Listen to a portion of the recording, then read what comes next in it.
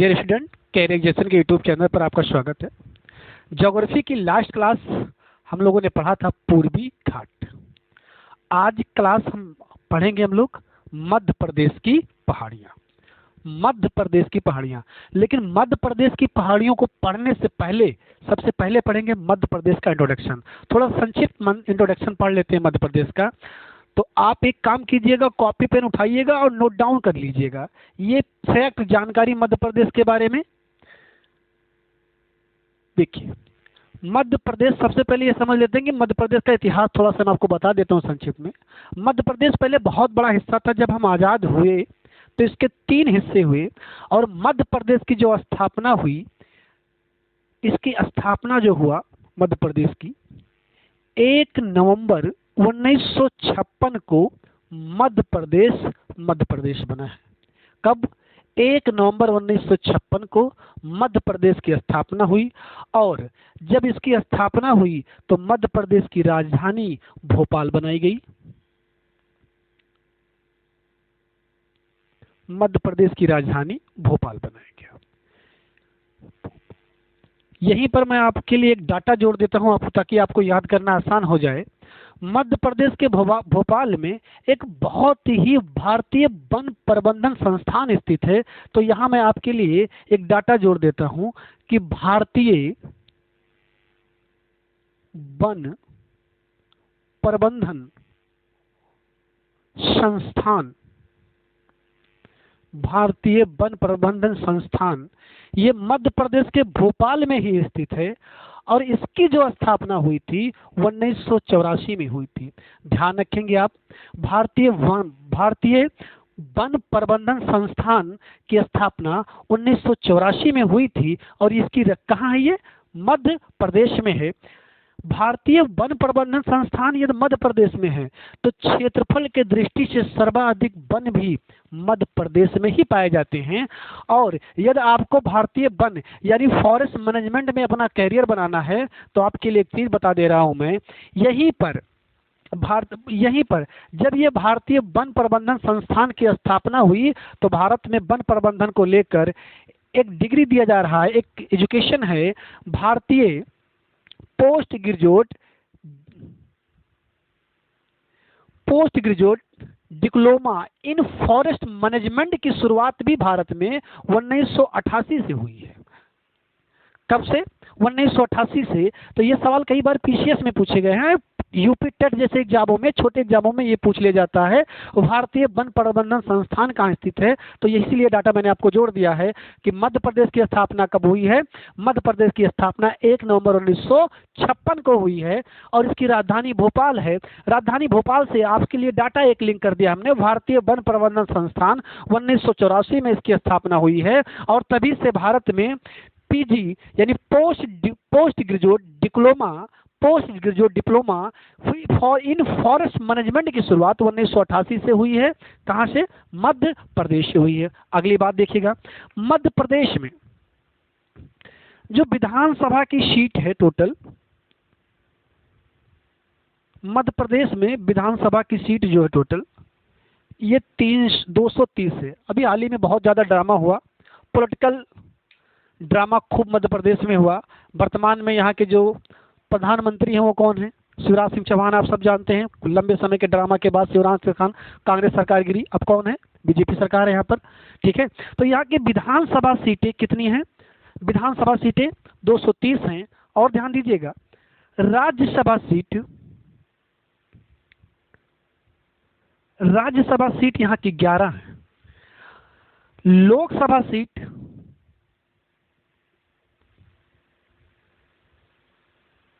29 है। प्रज्ञा ठाकुर हमारे मशहूर, बहुत ज्यादा चर्चा में थी, हमारी सांसद यहीं से हैं मध्य प्रदेश में। लोकसभा सीटें कितनी हैं? 29 लोकसभा सीटें हैं। और ध्यान दीजिएगा यहाँ पर मध्य प्रदेश का हाई कोर्ट यानी एससी जो है ये मध्य प्रदेश के जबलपुर में है। जबलपुर में तो है इसका उच्चतम न्यायालय, मध्य प्रदेश का उच्चतम न्यायालय जबलपुर में है। लेकिन जैसे हमारे यहाँ उत्तर प्रदेश का उच्चतम न्यायालय कहाँ है, इलाहाबाद में, लेकिन इसका एक खंडपीठ कहाँ है, लखनऊ में भी है। तो ऐसे मध्य प्रदेश का जो उच्चतम न्यायालय है वो तो है कहाँ पर, जबलपुर में है बच्चे। लेकिन इसका एक खंडपीठ इंदौर में भी है और ग्वालियर में भी है, यानी इसके दो खंडपीठ हैं, एक इंदौर में है और एक ग्वालियर में भी है। ठीक है, चलिए आगे देखिएगा। मध्य प्रदेश 1 नवंबर सन 2000 से पहले भारत का क्षेत्रफल के दृष्टि से सबसे बड़ा राज्य था। फिर ऐसा क्या हुआ, वर्तमान में मध्य प्रदेश क्षेत्रफल के दृष्टि से भारत का दूसरा सबसे बड़ा राज्य है। तो ऐसा क्या हुआ, तो क्या हुआ, 1 नवंबर सन 2000 को मध्य प्रदेश से अलग किया गया एक राज्य को, यानी एमपी से काटकर एक राज्य को अलग किया गया, जिसका नाम क्या है, छत्तीसगढ़ है। अब ध्यान दीजिएगा, यानी 1 नवंबर सन 2000 से पहले मध्य प्रदेश भारत का क्षेत्रफल की दृष्टि से सबसे बड़ा स्टेट था। लेकिन जब 1 नवंबर सन 2000 को मध्य प्रदेश से छत्तीसगढ़ को अलग कर दिया गया, तो वर्तमान में मध्य प्रदेश क्या है, वर्तमान में मध्य प्रदेश क्षेत्रफल की दृष्टि से दूसरा सबसे बड़ा भारत का राज्य है। ठीक, आगे बात देखिए। तो ये हो गया मध्य प्रदेश के बारे में थोड़ा डायरेक्शन। अब इसका डायरेक्शन देखिएगा मध्य प्रदेश के बारे में। देखिए, मध्य प्रदेश के उत्तर में मध्य प्रदेश उत्तर में अपनी सीमा यूपी के साथ, यानी उत्तर प्रदेश के साथ साझा करता है। ध्यान दीजिएगा, अभी मैं ये जो मध्य प्रदेश में आपको फिगर में बनाने की कोशिश करूंगा और आपको दिखाने का पूरा प्रयास करूंगा, एवरी लोकेशन दिखाने का प्रयास करूंगा मैं। ठीक है, आगे देखिएगा। तो मध्य प्रदेश के नॉर्थ में कौन सा स्टेट स्थित है, यूपी, यानी मध्य प्रदेश उत्तर की दिशा में कौन सा स्टेट साझा करता है, किसके साथ, उत्तर प्रदेश के साथ। मध्य प्रदेश उत्तर दिशा में किसके साथ अपनी सीमा साझा करता है, उत्तर प्रदेश के साथ। और पूरब में यानी ईस्ट में किसके साथ साझा करता है, छत्तीसगढ़ के साथ। दक्षिण में किसके साथ साझा करता है, महाराष्ट्र के साथ। जबकि पश्चिम में ये साझा करता है गुजरात के साथ। ध्यान दीजिएगा, ये वाला उत्तर प्रदेश, दक्षिण महाराष्ट्र, पूरब में छत्तीसगढ़ और पश्चिम में गुजरात। और बच्चे ये जो डायरेक्शन आपको दिख रहा है उत्तर पश्चिम, ये जो डायरेक्शन दिख रहा है आपको उत्तर पश्चिम, तो उत्तर पश्चिम में साझा करता है राजस्थान से। किससे, राजस्थान से। तो मध्य प्रदेश कितने राज्यों के साथ अपनी सीमा साझा करता है, तो टोटल राज्य कितने हो जाएंगे, 5। तो मध्य प्रदेश 5 राज्यों के साथ अपनी सीमा साझा करता है। ध्यान दीजिए आप, इनमें से अपनी सबसे लंबी सीमा मध्य प्रदेश, कई बार सवाल पूछे गए, मध्य प्रदेश अपनी सबसे लंबी सीमा किसके साथ साझा करता है, तो सबसे लंबी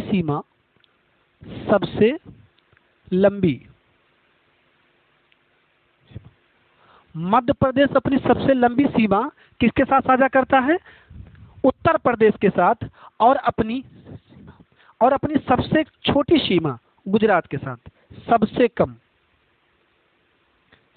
कम गुजरात के साथ। ठीक है, ये मध्य प्रदेश की डायरेक्शन हो गया। उत्तर में उत्तर प्रदेश के साथ ही क्या करता है, मध्य प्रदेश अपनी सबसे लंबी सीमा साझा करता है। ठीक है, चलिए मैं यहाँ एक छोटा सा फिगर बना के दिखाने का प्रयास करता हूँ। मध्य प्रदेश को भारत का हृदय प्रदेश कहा जाता है। हृदय क्यों कहा जाता है, ध्यान दीजिएगा। ये मान लीजिए कुछ ये है, और यही डायरेक्शन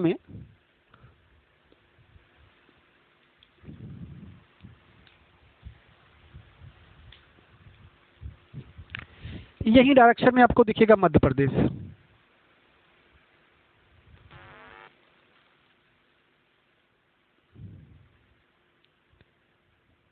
ये आपको दिखेगा मध्य प्रदेश कुछ इस तरह। और यदि ये पूरा भारत दिखे आपको,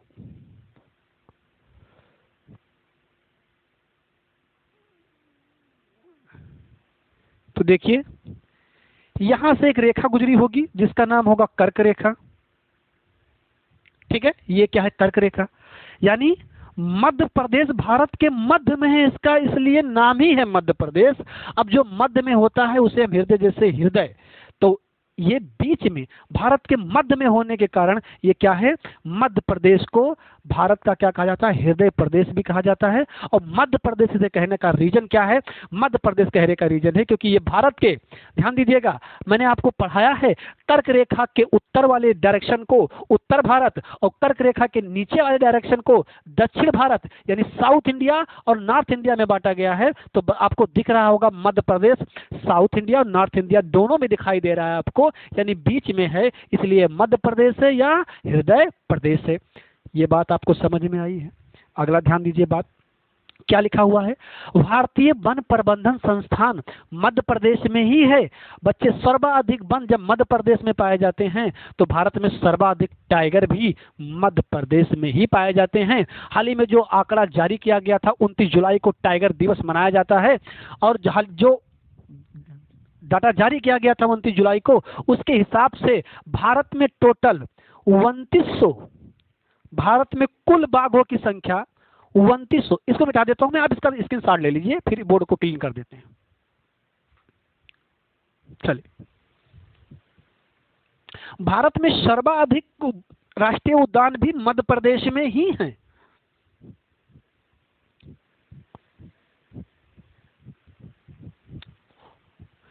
ये मध्य प्रदेश स्पेशल अगर आप पढ़ाई करेंगे तो बहुत सारी जानकारियां आपको पढ़ने नहीं पड़ेंगी।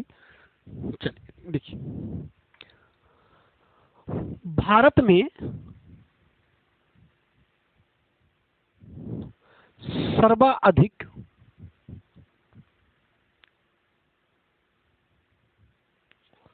सर्वाधिक टाइगर मध्य प्रदेश में ही पाए जाते हैं।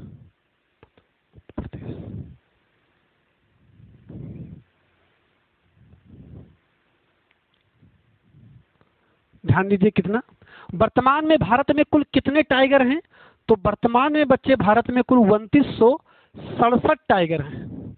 इनमें से मैं 3 स्टेट का नाम आपको बता देता हूं, इनमें से 526 टाइगर मध्य प्रदेश में हैं, 524 टाइगर कर्नाटक में हैं और 442 टाइगर उत्तराखंड में हैं। यानी ये मध्य प्रदेश की संख्या है, ये कर्नाटक की संख्या है और ये उत्तराखंड की संख्या है। तो ये भारत के 3 टॉप लेवल के स्टेट हैं।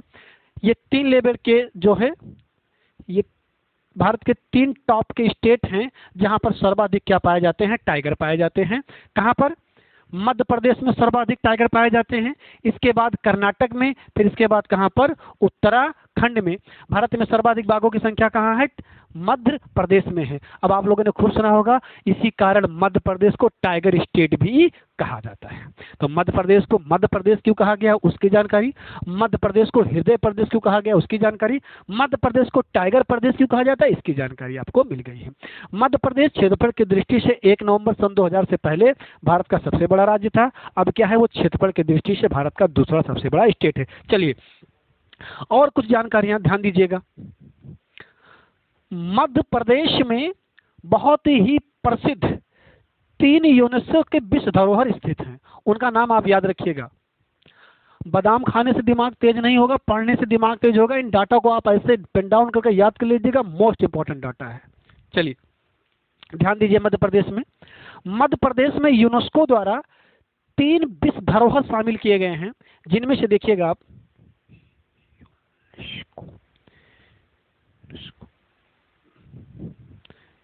यूनेस्को द्वारा 3 स्थल हैं यहाँ पर,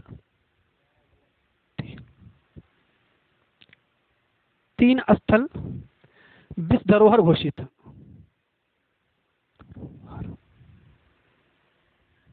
देखिए कौन कौन से हैं वो। पहला देखिए, सबसे पहला जो है खुजरो है। खुजारो को अभी मैं दिखाने के प्रयास करूंगा आपको। सबसे पहले खुजारो, ये हुआ 1986 में। फिर इसके बाद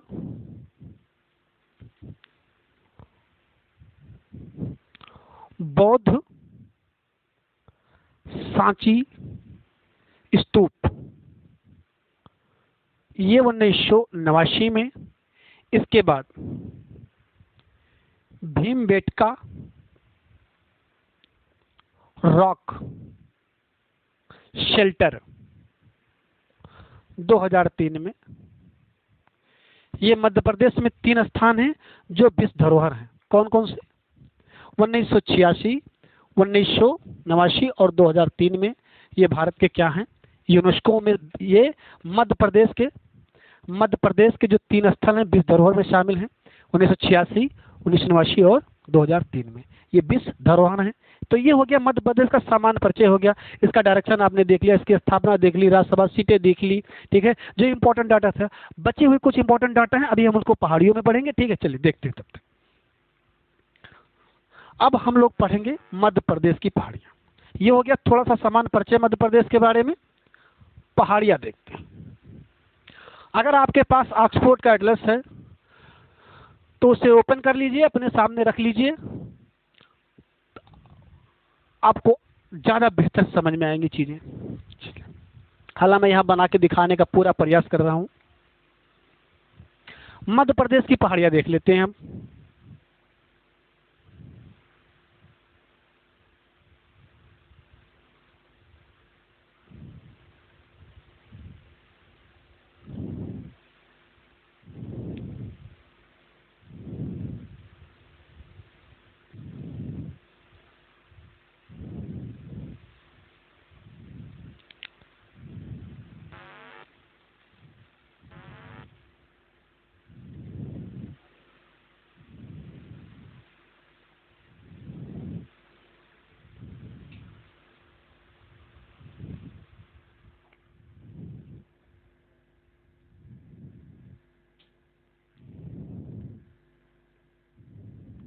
चलिए, ये मान लीजिए मध्य प्रदेश है, ठीक है। ये क्या है? मध्य प्रदेश है। समझ लीजिएगा इसको, कुछ इसी तरह है। थोड़ा सा ये वाला एरिया,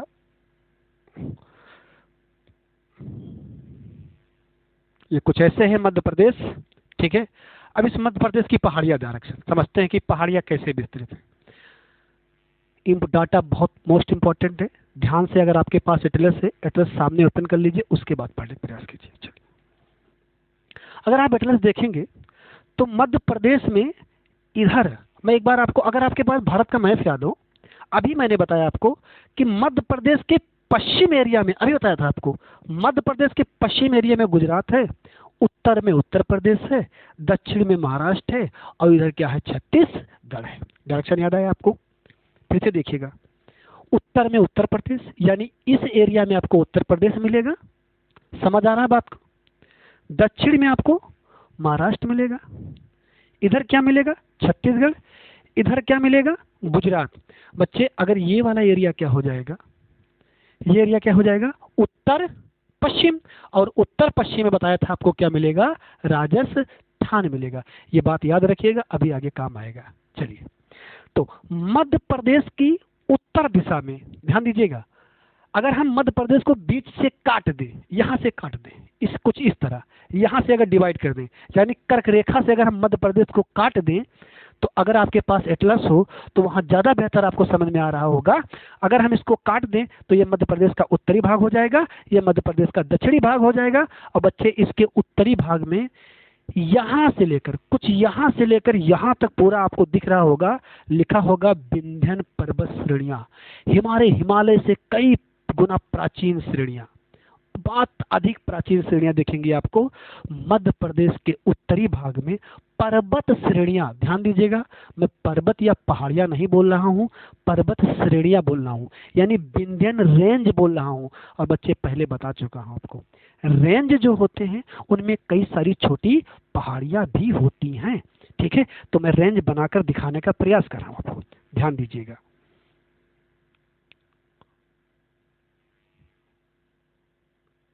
कुछ इस डायरेक्शन में दिखेगा आपको विंध्यन रेंज। कौन सा रेंज? विंध्यन रेंज दिखेगा, यानी कुछ यहां दिखेंगे आपको विंध्यन पर्वत श्रेणियां, ठीक है, उत्तर दिशा में। इसके दक्षिण दिशा में गुजरात से लेकर यहां एक पहाड़ियां दिखेंगी आपको, एक श्रेणी दिखेगी, और इस श्रेणी का नाम होगा बच्चे सतपुरा श्रेणियां। ये कुछ इस तरह। कौन सी श्रेणियां? सतपुरा श्रेणियां।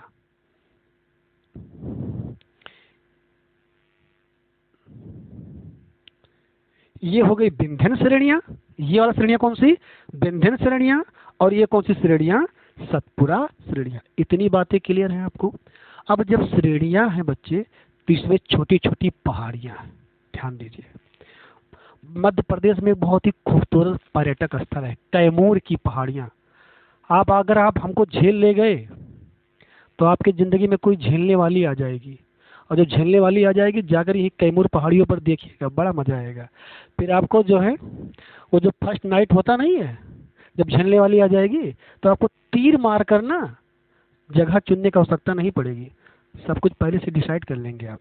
ठीक है, धैर्य बनाइएगा। ठीक है, देखिए मध्य प्रदेश के उत्तर में क्या है?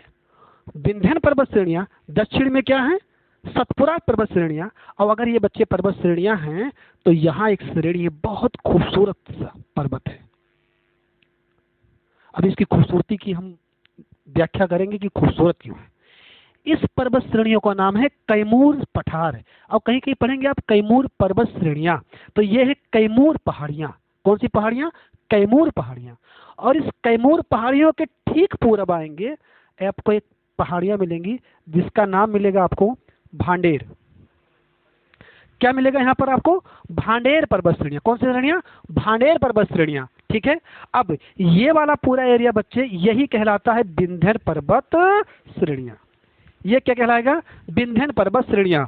और जैसे ही बच्चे ध्यान दीजिएगा, बहुत बातें बहुत ध्यान समझिएगा, इसको थोड़ा सा गुजरात में ले जाओ आप।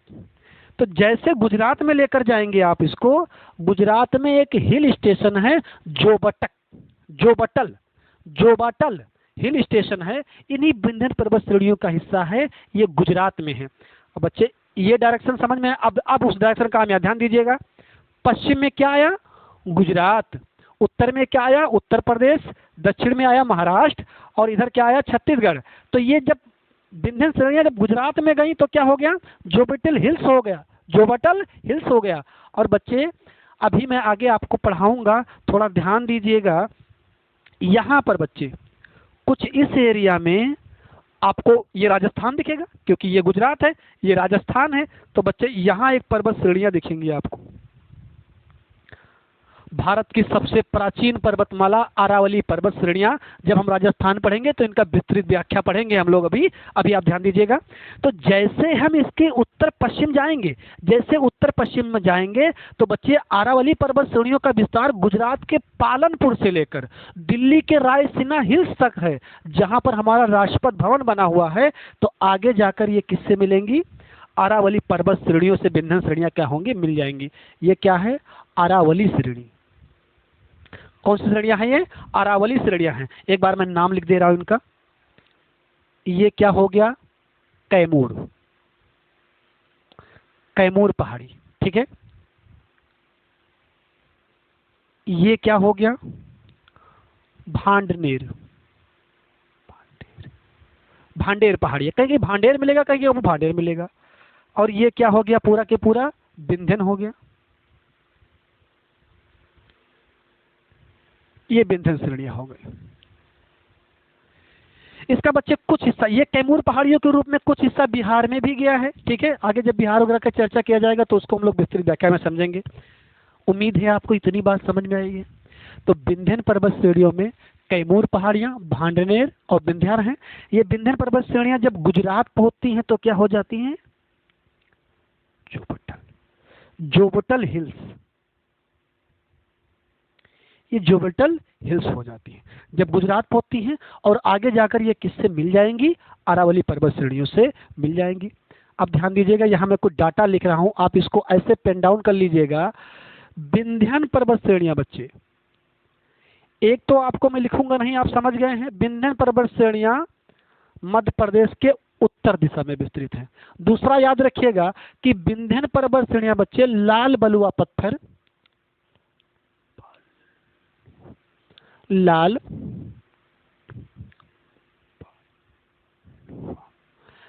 बलुआ पत्थर तथा भवन सामग्री के लिए प्रसिद्ध। ठीक है, ध्यान दीजिएगा, इसमें खनिज नहीं है, इसमें धात खनिज नहीं पाए जाते हैं, धात खनिज का अभाव है। अब मैं थोड़ा सा आपको इस पर्वत श्रेणियों की विशेषता बताने के लिए थोड़ा सा आपको इंडिया के मैप पे ले चलता हूं। उम्मीद है आप समझ रहे होंगे, धैर्य बनाए रखिएगा। देखिए, ये मैप थोड़ा सा समझने का प्रयास कीजिएगा।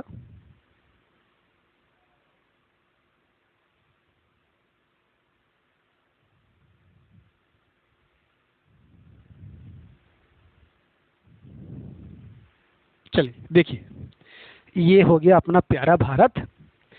मैं इन विंध्य पर्वत श्रेणियों की एक विशेषता बताना चाहता हूँ, मोस्ट इंपॉर्टेंट विशेषता है। बच्चे आप कई बार इंटरव्यू में जिस सवाल पूछ ले आते हैं कि क्या कारण है कि गंगा नदी उत्तर से निकलकर पहले दक्षिण बहती है, फिर क्या होता है पूरब क्यों बहने लगती है? ऐसा क्या हो जाता है कि दक्षिण ना आकर पूरब आ जाती है? ध्यान दीजिए, अब इसकी ये विशेषता मोस्ट इंपॉर्टेंट विशेषता, ठीक से समझिएगा बात को।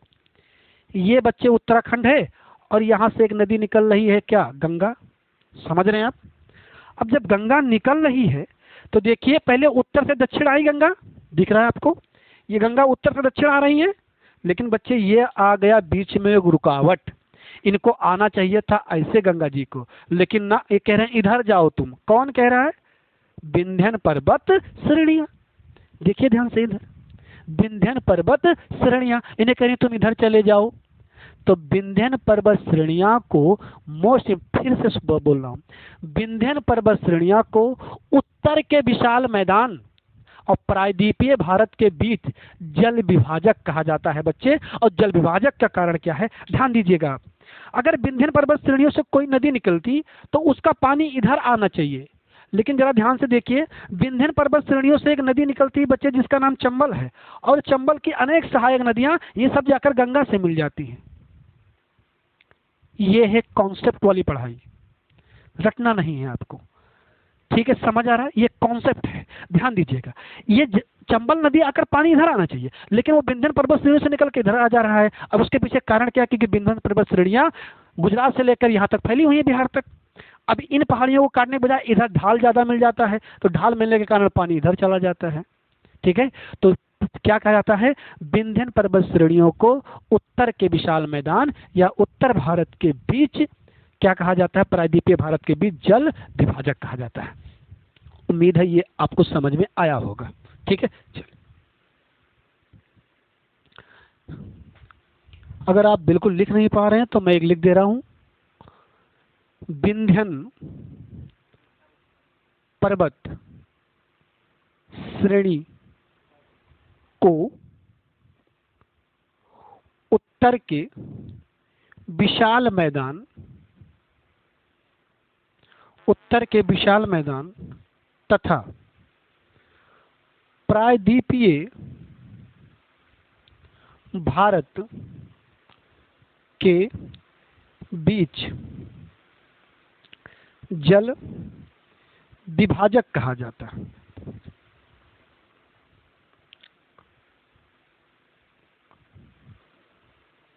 ठीक है, क्या कहा जाता है? जल विभाजक कहा जाता है। उत्तर प्रायद्वीपीय भारत के बीच जल विभाजक कहता है। अगर आज का क्लास आप 45 मिनट 1 घंटा आप हमको देंगे, यकीन मानिए आपको लगेगा कि आपने 1 घंटे का अपने जीवन में सबसे बेहतर इस्तेमाल किया है। ठीक है, चलिए मिटा दे रहा हूं उसको। ये 1 घंटा आपके जीवन के सबसे बेहतर नॉलेज भरे होने वाले हैं, बस आप इसको पूरी वीडियो को आप देखिए। चलिए, तो ये हो गया बच्चे विंध्य पर्वत श्रेणियां। अब ध्यान दीजिएगा, इन्हीं विंध्य पर्वत श्रेणियों में, इन्हीं विंध्य पर्वत श्रेणियों में बच्चे कुछ इस एरिया में, सारे डाटा मैं आपको दे दे रहा हूं, ध्यान दीजिएगा। कुछ इस एरिया में यहां पर आपको एक राष्ट्रीय उद्यान मिलेगा जो टाइगर रिजर्व भी है, बांधवगढ़ राष्ट्रीय उद्यान। ये सब अब सब अलग अलग पढ़ाए जाते हैं, लेकिन मैं मैपिंग के जरिए आपको सब कुछ यही देने का प्रयास कर रहा हूं। इन्हीं विंध्य पर्वत श्रेणियों में यहां मिलेगा आपको बांधवगढ़ राष्ट्रीय उद्यान। क्या? बांधवगढ़ राष्ट्रीय उद्यान। और इन्हीं विंध्य पर्वत श्रेणियों में बच्चे कुछ इस एरिया में आप आएंगे तो यहाँ भी आपको एक राष्ट्रीय उद्यान मिलेगा और इस राष्ट्रीय उद्यान का नाम होगा पन्ना, पन्ना राष्ट्रीय उद्यान। और ध्यान दीजिएगा ये पन्ना भारत में हीरे उत्पादन के लिए क्या है, प्रसिद्ध है। तो पन्ना राष्ट्रीय उद्यान या भारत के किन पर्वत श्रेणियों के आसपास पाए जाते हैं राष्ट्रीय हीरे, पन्ना में पाए जाते हैं मध्य प्रदेश के। और पन्ना राष्ट्रीय उद्यान कहाँ है, विंध्य पर्वत श्रेणियों में है। कहाँ है, विंध्य पर्वत श्रेणियों में है। और यही पन्ना किसके लिए प्रसिद्ध है, हीरे उत्पादन के लिए प्रसिद्ध है। किसके लिए प्रसिद्ध है, ये हीरे उत्पादन के लिए प्रसिद्ध है। जबकि विंध्य पर्वत श्रेणियां लाल बलुआ पत्थर भवन सामग्री के लिए प्रसिद्ध हैं। ये क्या है, आधात खनिज इसमें नहीं पाए जाते हैं। ठीक है, ये हो गया बच्चे विंध्य पर्वत श्रेणियां। अब पढ़ते हैं सतपुरा पर्वत श्रेणियां, इसकी विशेषता देखिएगा। चलिए देखिए, सतपुरा में बच्चे कुछ हैं, यहां पर गुजरात के एरिया से आप यहां तक देखोगे कुछ इस तरह, तो कुछ इस तरह यहां आपको एक पर्वत श्रेणी दिखेगी। ये यूपीएससी तक का डाटा है, आप यूपीएससी तक का एग्जाम दे सकते हैं इससे, ध्यान दीजिएगा। यहां एक पर्वत श्रेणियां मिलेगी बच्चे जिसका नाम है राजपीपली। इसका नाम है राजपीपली, राजपीपला, राजपीपला पहाड़ियां। ठीक है, राजपीपला, राजपीपला,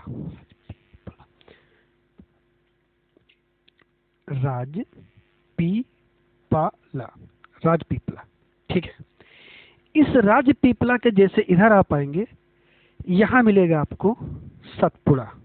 ये पूरा पर्वत श्रेणियां ही सतपुड़ा है, लेकिन इसको कहा जाता है सतपुड़ा, सतपुड़ा। अब ये पर्वत श्रेणियां, ये पूरे सतपुड़ा को ही कहा जाता है इसको। यहां आएंगे बच्चे, आपको मिल जाएगा एक पर्वत श्रेणी, और इस पर्वत श्रेणी का नाम दिखेगा आपको महादेव,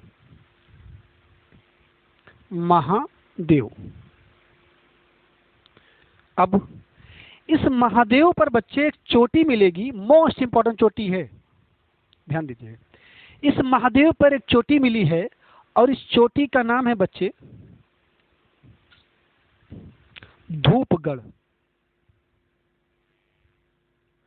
और इस धूपगढ़ की ऊंचाई 1350 मीटर है।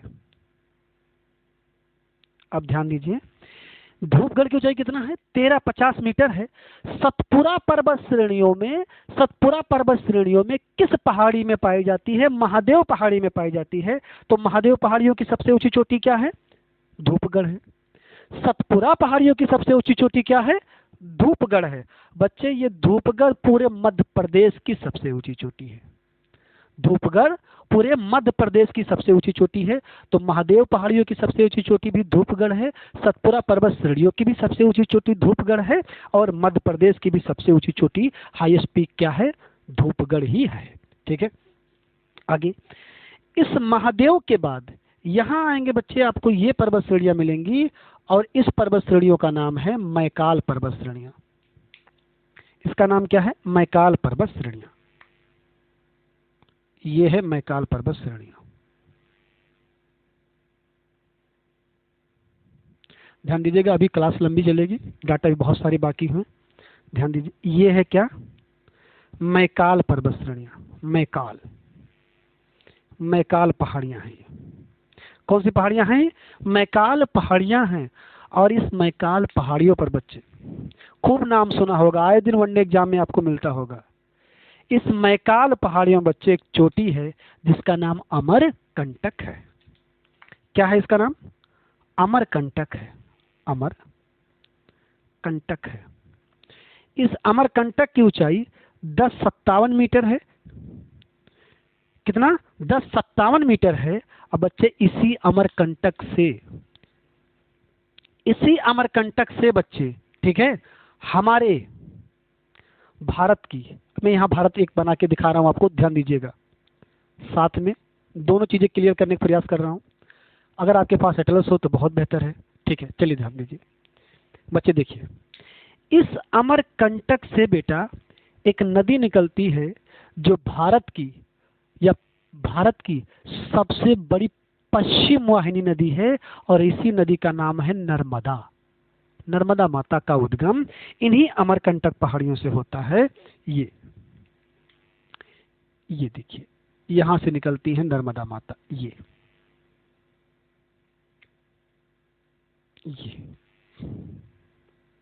देखिए, ठीक है। तो नर्मदा का उद्गम मैकाल पर्वत श्रेणियों में अमरकंटक चोटी से होता है। अब ध्यान से देखिए, पश्चिम वाहिनी में इनको क्यों बोल रहा हूं? देखो, पूरब से निकली है, पश्चिम की ओर प्रवाहित हो रही हैं, तो क्या है ये?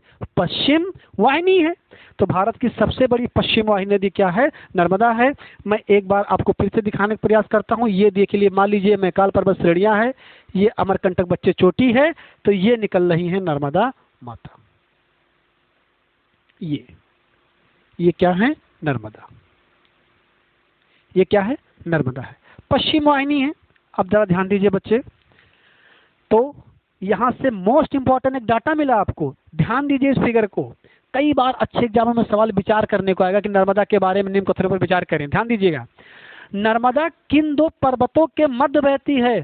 सतपुड़ा और ताप्ती पर्वत श्रेणियों के मध्य कौन बहती है? नर्मदा बहती है। अब बच्चे पता है, भारत की सबसे बड़ी भरत घाटी से बहने वाली नदी। अब जरा ध्यान दीजिए, इधर पर्वत, बीच में सकरा जगह पाएगी, और वो जब पानी ऊंचाई से निकलेगा तो खूब गहरा कटाव करेगा। और बच्चे, जब गहरा कटाव करेगी तो इसको हम बोलेंगे भरत घाटी। तो नर्मदा किससे बहती है? भरत घाटी से।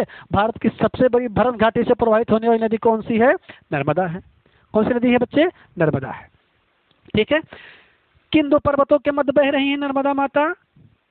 विंध्या और सतपुड़ा के मध्य बह रही हैं। कैसे बह रही हैं? भरत घाटी से बह रही हैं। किस डायरेक्शन में बह रही हैं? पश्चिम में बह रही हैं। ये देखिए, गुजरात जाते हुए खंबात की खाड़ी में क्या होंगी? गिर जाएंगी। और ये खंबात की खाड़ी कहाँ है? अरब सागर में है। ठीक है, अरब ओशन में है। चलिए, तो ये हो गया नर्मदा। अब जरा ध्यान दीजिए बच्चे, डाटा, अगला डाटा ध्यान दीजिए बच्चे। इधर पहाड़ी। एक छोटा सा जानकारी आपको बताता हूँ, क्लाइमेटोलॉजी में इसका हम विस्तार पढ़ेंगे। ध्यान दीजिए, 165 मीटर की ऊंचाई की ओर जाने पर बच्चे ना क्या होता है, 1 डिग्री सेल्सियस तापमान घट जाता है। अब जब पर्वत श्रेणियां है तो जाहिर सी बात है, मौसम कैसा होगा? ठंडा। बोलो हाँ, ठंडा होगा। लेकिन जैसे 32 मीटर नीचे आते हैं जमीन के, 1 डिग्री सेल्सियस तापमान बढ़ जाता है। अब जरा बताओ, ऊपर का माहौल ठंडा है, नर्मदा माता ना इधर फैलने को पा रही हैं ना इधर फैलने को पा रही हैं, बीच में भरत घाटी कटाव कर रही हैं। और बच्चे जब कटाव करेंगे तो नीचे जाएंगे, टेम्परेचर बढ़ेगा, ऊपर का टेम्परेचर ठंडा है, ठंड गर्म मिलेगा तो क्या मिलेगा? धुआं सा निकलेगा। और जब ठंड गर्म मिलने से धुआं निकलेगा तो मध्य प्रदेश में जबलपुर में ही एक है, जहाँ मध्य प्रदेश का क्या है? उच्चतम न्यायालय है। वहीं पर मध्य प्रदेश के जबलपुर में धुआंधार जलप्रपात है। बहुत ज्यादा एग्जाम में फेवरेट क्वेश्चन पूछे जाते हैं कि धुआंधार जलप्रपात कहाँ स्थित है? तो धुआंधार जलप्रपात इसी नर्मदा नदी पर मध्य प्रदेश के जबलपुर में क्या स्थित है? धुआंधार जलप्रपात स्थित है। और इसके धुआंधार होने का रीजन क्या है? यहाँ धुआं सा हमेशा महसूस होता है। इसके पीछे रीजन क्या है वो मैंने आपको बता दिए हैं। तो धुआंधार जलप्रपात कहाँ है? मध्य प्रदेश के जबलपुर में। धुआंधार जलप्रपात, ये क्या हो गया? धुआंधार जलप्रपात नर्मदा नदी पर मध्य प्रदेश के जबलपुर में बना है। इसी नर्मदा नदी पर बच्चे मध्य प्रदेश में जो है एक बांध भी बना हुआ है, और इसी बांध का नाम है नर्मदा सागर बांध। नर्मदा सागर बांध। कौन सा बांध? नर्मदा सागर बांध। चलिए, तो ये हो गया विंध्य पर्वत श्रेणियों के बारे में। सतपुड़ा का नीचे लिखा हुआ है। अब आके सतपुड़ा के बारे में समझते हैं। यहीं से बच्चे एक नदी निकलेगी सतपुड़ा में, ध्यान दीजिएगा, यहां से, सॉरी, यहां से एक नदी निकलेगी, और इस नदी का नाम होगा बच्चे ताप्ती। कौन सी नदी बच्चे? ताप्ती। ये देखिए, ये मान लीजिए सतपुड़ा है, तो यहां से एक नदी निकली ताप्ती। ठीक है, ये निकली ताप्ती। अब ध्यान दीजिए, ताप्ती, ये कौन सी नदी निकल रही है? ताप्ती। सतपुड़ा पहाड़ियों से कौन सी नदी निकली? ताप्ती। अब बच्चे जरा क्वेश्चन ध्यान से क्वेश्चन समझिए, डाटा निकालने की कोशिश कीजिए। सतपुड़ा पर्वत श्रेणियां किन दो पहाड़ियों के मध्य स्थित हैं? सतपुड़ा पर्वत श्रेणियां किन दो नदियों के मध्य स्थित हैं? तो ऊपर नर्मदा है, नीचे ताप्ती है। तो नर्मदा और ताप्ती के मध्य कौन सी पर्वत श्रेणियां हैं? तो कौन सी पर्वत श्रेणियां हैं? सतपुड़ा। अब मैं आपको एक फिल्म में ले चलता हूँ। आपने फिल्म देखा होगा शायद, अगर मुझे याद आ रहा है तो उस पिक्चर का नाम शायद है ढोल करके या धमाल करके, कोई पिक्चर, धमाल करके शायद पिक्चर का नाम है। धमाल में कुछ हीरो, रितेश देशमुख वगैरह टाइप के कुछ हीरो हैं। उसमें से एक डायलॉग आपने देखा होगा, संजय दत्त एक बंदूक निकालता है तो उसमें पूछता है बढ़िया से कि कौन मरना चाहता है, वो आगे आ जाए। बाकी सब पीछे चले जाते हैं, एक वहीं खड़ा रहता है। तो यहाँ एक कंडीशन देखिएगा, ये सतपुड़ा पर्वत श्रेणियां कैसी है? बलाक पर्वत का उदाहरण। ये बलाक कैसे है? इधर बच्चे नर्मदा है और इधर ताप्ती है, दोनों तरफ हुआ कटाव, बीच वाला जमीन उठ गया ऊपर, और ऐसे ही पर्वत को क्या बोलते हैं? बलाक पर्वत बोलते हैं। तो भारत में बलाक पर्वत का उदाहरण कौन है? सतपुड़ा पर्वत श्रेणियां। इसके बलाक होने का कारण क्या है? दो नदियों के मध्य स्थित है, नर्मदा और ताप्ती के मध्य स्थित है। किसके मध्य? नर्मदा और ताप्ती के मध्य कौन सी पर्वत श्रेणियां? सतपुड़ा पर्वत श्रेणियां। अगला डाटा ध्यान दीजिए बच्चे, महाराष्ट्र में अभी मैं आपको पढ़ाऊंगा जब महाराष्ट्र की पर्वत श्रेणियां, तो यहाँ एक पर्वत श्रेणियां है बच्चे जिसका नाम है अजंता पर्वत श्रेणियां। यहीं पर अजंता की गुफाएं स्थित हैं महाराष्ट्र में। गुप्त काल की चित्रकलाओं के लिए विश्व प्रसिद्ध गुफाएं, अजंता की गुफाएं। अब ध्यान दीजिए, नर्मदा नदी किन दो पहाड़ियों के मध्य बह रही है? अजंता और सतपुड़ा के मध्य बह रही है।